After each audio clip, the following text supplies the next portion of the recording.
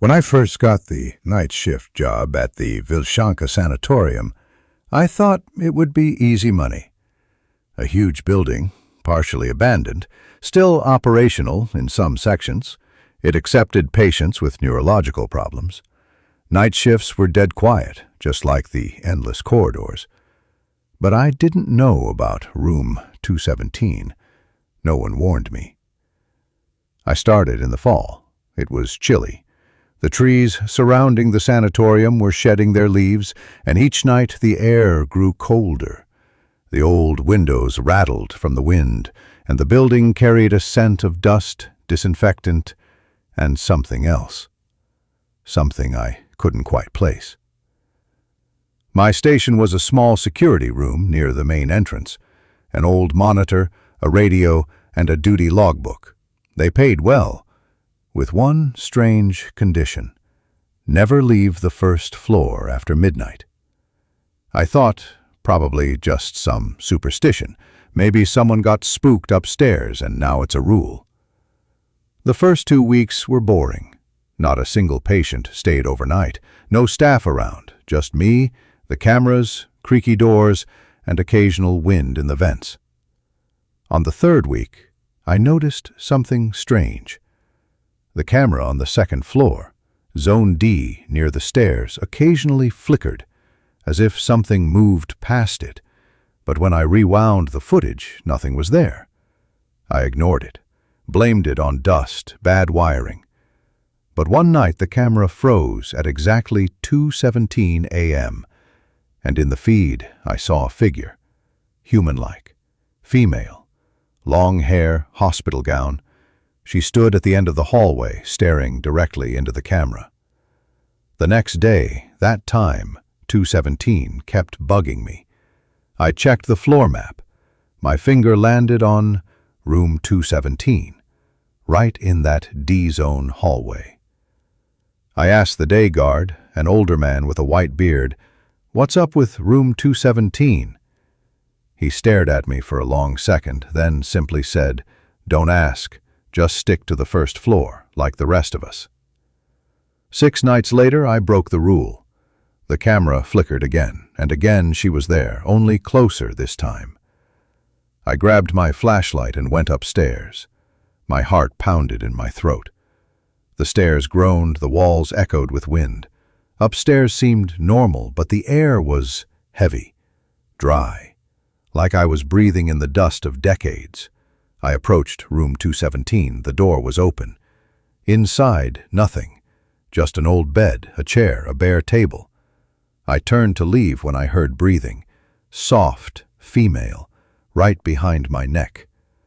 I spun around. No one. But now there was a plaque on the table that wasn't there before. "Thank you for coming back." I should have walked away. I know that now. But I didn't. Something pulled me back the next night. Midnight came and I was staring at the monitor again. Same hallway, same camera. Nothing. But at exactly 2:17 a.m., she appeared again. Closer this time. She stepped forward. And then the feed cut to black. No static, no signal. I waited. Suddenly the radio crackled. A female voice whispering, "Why did you leave me?" I froze. My blood ran cold. The voice wasn't from the radio. It came from behind me. I turned. No one. Just the door to the hallway, wide open. I swear I'd closed it earlier. I didn't go upstairs that night. The next evening I arrived from my shift to find a different logbook on the desk. Older, dusty. Inside were reports from 2009. I flipped through the pages. Staff complaints, mentions of strange noises, odd sightings. And then I saw it. The last entry. Patient 217 is no longer responding to treatment. Night staff report increased activity near her room. Orders: seal off D-Wing after 2 a.m. No exceptions. No name, no discharge, just that note. It was real. The rule wasn't a joke. I had broken it. And now, I think she knows I'm here. The radio doesn't work anymore. The monitor shows static. But the camera in Zone D, it comes alive at 2:17 a.m. every night. And she gets closer. Every single time. I tried telling the supervisor. He looked at me like I was crazy. Room 217, he said. There's no such room. I checked the map. It was gone, like it was never there. But I remember the hallway. I remember her face. And last night, the plaque was back in the security room. Same words, only this time, the writing had changed. It now says, "You should have stayed."